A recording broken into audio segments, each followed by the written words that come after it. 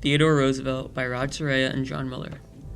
Theodore Teddy Roosevelt was born in New York City on October 27, 1958, to a wealthy couple who owned a successful plate glass import business. He was a child with many illnesses and physical limitations growing up. He had severe asthma, was nearsighted, and was much smaller than the typical boy his age. He was determined to overcome these challenges, and this led to a great interest in the outdoors and physicality. He would go on long hikes and walks, and he had a gym built inside his house. Roosevelt constantly lifted weights, boxed, and he even learned jiu-jitsu. He graduated Harvard College in 1880 and then went on to Columbia Law School.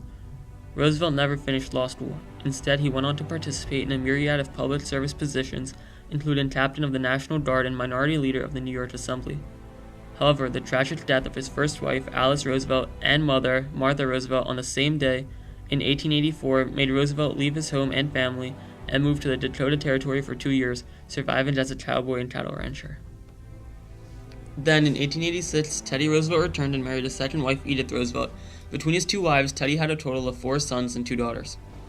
Perhaps his most well-known relatives include Franklin Roosevelt, who became the 32nd President of the United States, and Eleanor Roosevelt, who went on to become one of the most renowned First Ladies. Roosevelt's political career sparked in the 1880s when he started to partake in delegation debates in the New York Council.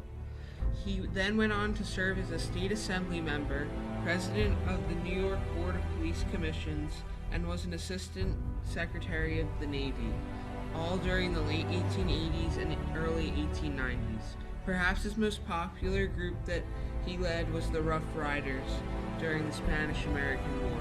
This group allowed Roosevelt to become a national hero in the eyes of the American people.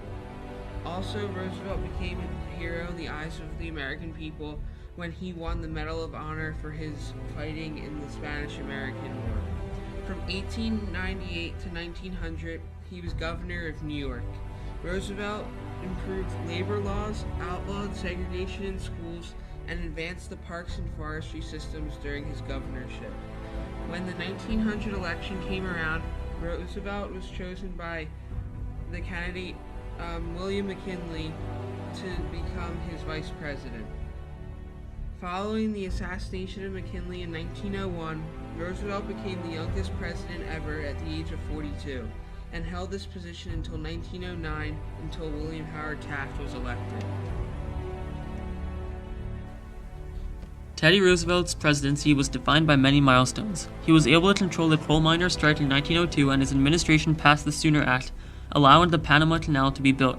In 1903, Roosevelt achieved a victory over the British regarding the conflict over the Alaskan and Canadian territories.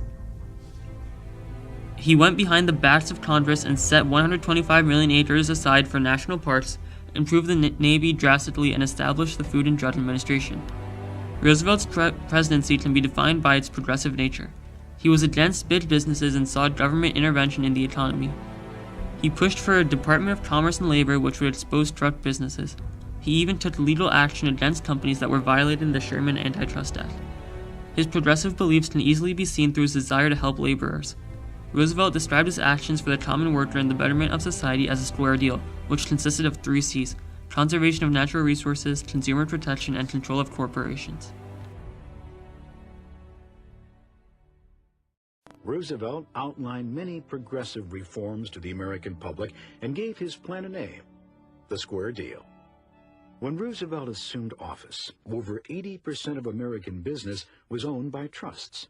Although Congress had already enacted the Sherman Antitrust Act, it had not stopped the trusts from using unfair business practices to destroy their competition. Roosevelt began by suing the Northern Securities Railroad Trust. And in 1904, the Supreme Court agreed that the trust had become a monopoly and ordered it dissolved.